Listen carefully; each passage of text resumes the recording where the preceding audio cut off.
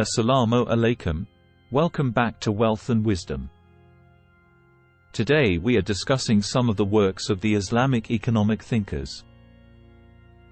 In this video we will demonstrate that economic thought in Islam has its place in history and is significant in its own right. Among the earliest thinkers we find Abu Yusuf, 731,798.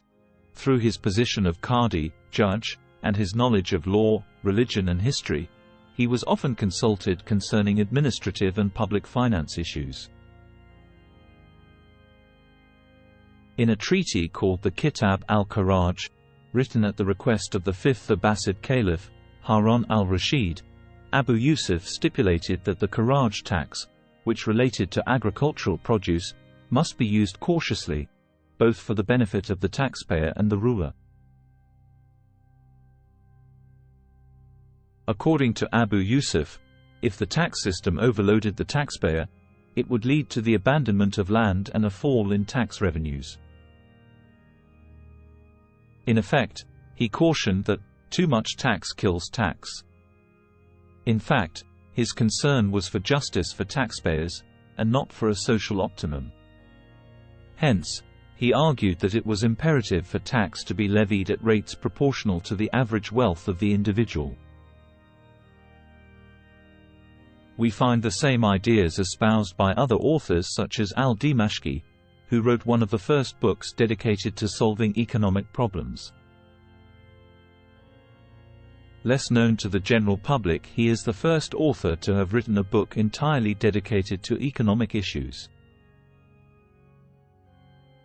Characterized by pragmatism and an absence of dogmatism, his thought was influenced by the Greek thought of Plato and Aristotle. His masterpiece was a little work bearing the title of Al-Ishara fi Mahasin al-Tijara, a guide to the merits of commerce. Among other issues, Al-Dimashqi was interested in the question of the value of a good. According to him, this value depended on three main factors: its cost, the amount of work crystallized in it, and its demand. Aware of the costs involved in the manufacturing or in the selling of a good, Al-Dimashqi talked about the consideration of transportation costs and the associated customs duties. The consequence of the demand on the price of the good also did not escape him when he advised his compatriots not to buy the goods for which the demand decreases.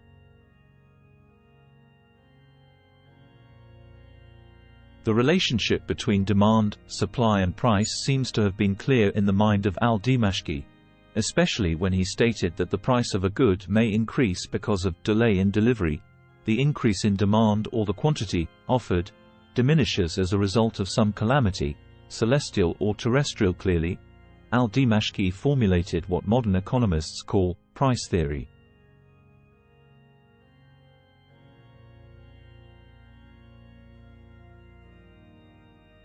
During this period of rapid intellectual thought among Muslim societies, what was happening in Europe? The central public authority was practically ineffective and hardly recognized. The economic theory developed in the sphere of agricultural produce, but thoughts on the economic effects of hoarding or excessive taxation came centuries later. While Islam initiated a tremendous period of cultural renaissance, Europe plunged into the Dark Ages. In the 10th and 11th centuries, Islam was experiencing a period of transformation.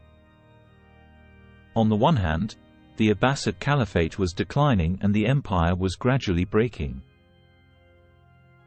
On the other hand, these major political changes did not have any significant effect on the intellectual ferment of Islam. This was the case for both the religious sciences as well as the rational sciences, like medicine or philosophy.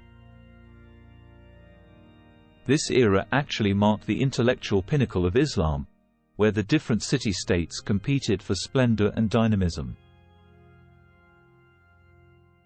Considered the greatest by some, we must also mention Al-Ghazali, 1058-1111, and investigate his contribution to economics.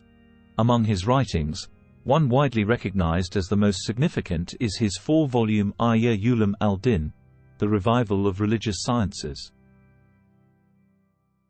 Among the many issues he addressed, Al-Ghazali devoted considerable attention to various kinds of production activities in society, focusing especially on their hierarchy and nature. By classifying production activities in terms of their social importance, and emphasizing the need for cooperation and coordination, Al-Ghazali drew attention to the various production stages preceding a product sale.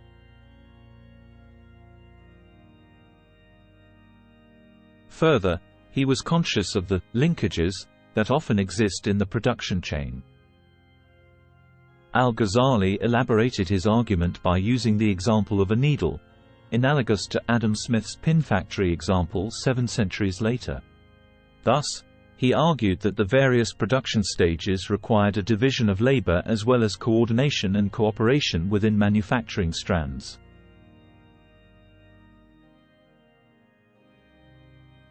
Later, a theologian named Ibn Taimiyya, 1263-1323, gave a good definition of what an economic system must be.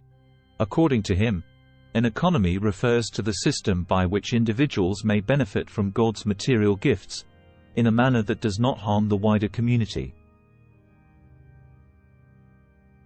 Indeed, we have seen in our own time how total freedom leads to injustice, characterized either by large inequalities of the income distribution, as in the case of capitalism, or abusive state intervention in economic life, as in the case of communism.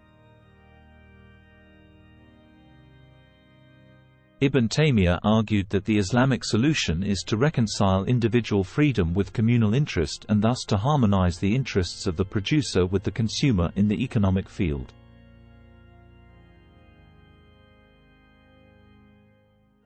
He further argued that cooperation and solidarity solutions are preferable to individual freedom when the latter does not achieve collective interests. Finally, how can we forget Ibn-Khaldun, 1332-1406, and his analysis of the economic difficulties faced by the Muslim world in the 14th century? In fact, Muslim civilization was in the process of decline during his lifetime. The Abbasid Caliphate, 750–1258, had come to an end around 3/4 of a century before his birth, after the near destruction of Baghdad and its surrounding areas by the Mongols. A number of other historical events, including the Crusades, 1095–1396, the Black Death, 1340s, and the corrupted Circassian Mamluks, 1382–1517, had also weakened most of the central Muslim lands. Under these circumstances, it would be strange if a man of Ibn Khaldun's caliber would not be in search of an effective strategy to bring about a reversal of the tide.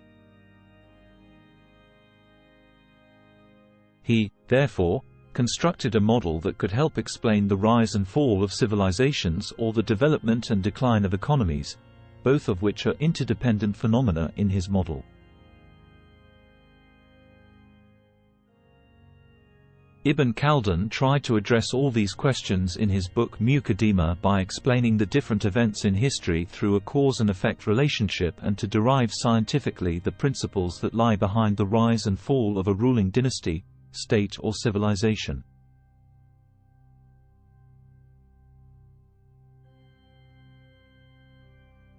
After looking at the works of these Islamic thinkers, it becomes very clear that the contributions of Islam in economic thought are numerous but have been overlooked.